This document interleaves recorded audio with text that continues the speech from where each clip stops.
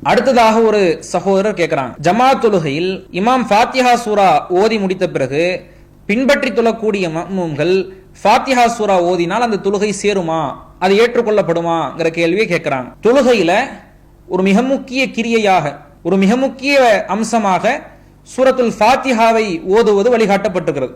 நீ எந்த தொழுகை எடுத்துக்கிட்டாலும் தொழுகை என்று சலாத்து என்று எவைகளெல்லாம் வழிகாட்டப்பட்டிருக்கிறதோ அந்த எல்லா தொழுகையிலையும் பாத்தீங்கன்னா ஃபாத்திஹா சூரா ஓதுறது ரசூல் ஸல்லல்லாஹு அலைஹி வஸல்லம் கடமையாக்கி இருக்கிறாங்க. அது கடமையான தொழுகையா இருந்தாலும் சரி, சுன்னத் தொழுகையா இருந்தாலும் சரி, ஜும்மா தொழுகையாக இருந்தாலும் சரி, நஃபீலான வித்ரு தொழுகைகள், இரவு தொழுகைகள், ஜனாசா தொழுகை உட்பட. ஜனாசா தொழுகைங்கிறது ஒருத்தருக்காக பாவ மன்னிப்பு கேட்கக்கூடிய தொழுகை. அந்த தொழுகையில கூட என்ன செய்யறாங்க, ஃபாத்திஹா சூராவை ஓதுவதை வழிகாட்டி இருக்கிறாங்க.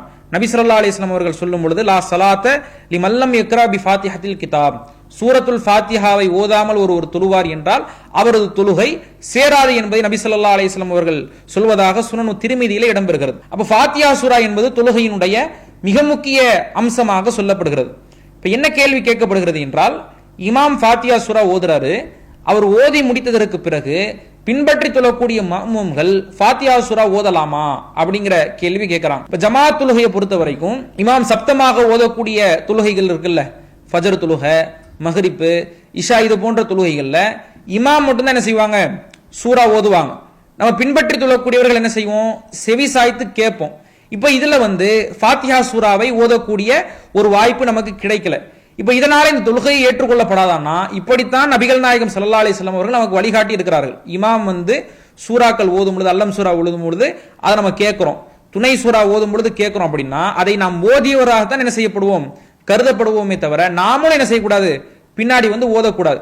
திருமறை குர்ஆன் அல்லாஹ் ரப்பல் ஆலமீன் அல்-ஆராஃப்ங்கிற அத்தியாயத்தில் சொல்லும் பொழுது, இதா குரிஅல் குர்ஆன், குர்ஆன் ஓதப்படும் பொழுது ஃபஸ்தமிஉ லஹு வ அன்சிது, அதற்கு நீங்கள் செவிமடுங்கள், வாய் மூடுங்கள், லஅல்லக்கும் துர்ஹமூன், நீங்கள் அருள் பொழியப்படுவீர்கள் அப்படிங்கறத அல்லாஹ் ரப்பல் ஆலமீன் திருமறை குர்ஆன்ல சொல்றான். அப்ப குர்ஆன் ஓதப்படும் பொழுது அதை செவிசாய்த்து கேட்க வேண்டும். நாம என்ன செய்யக்கூடாது, அவர் கூட ஓதக்கூடாது, மனசுக்குள்ளேயும் சரி வெளிப்படையாகவும் சரி ஓதக்கூடாது. அப்ப குர்ஆன் ஓதப்படும் பொழுது, தொழுகையில குர்ஆன் ஓதப்படும் பொழுது அதை செவிசாய்த்து கேட்பது மட்டும்தான் மஅ்மூம்களுடைய பொறுப்பே தவிர, சூராவை முடிச்சிட்டார், அல்லம் சூரா முடிச்சிட்டாரு, முடிச்சதுக்கு அப்புறம் ஓதலாமான்னா அவர் அடுத்து துணை சூரா ஓத ஆரம்பிச்சிருவார்.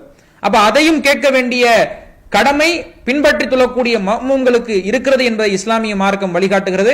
அதனால என்ன செய்யக்கூடாது, இமாம் அல்லம் சூரா ஓதும் பொழுதோ ஓதி முடித்ததற்கு பிறகோ நாம திரும்ப அல்லம் சூரா ஓதக்கூடாது. அவர் ஓதுவதே பின்பற்றி தொழக்கூடிய அனைத்து மஅ்மூம்களுக்கும் போதுமானது என்பதை இந்த கேள்விக்கான பதிலாக நாம் சொல்லிக் கொள்கிறோம். அல்லாஹு அக்பர், அல்லாஹு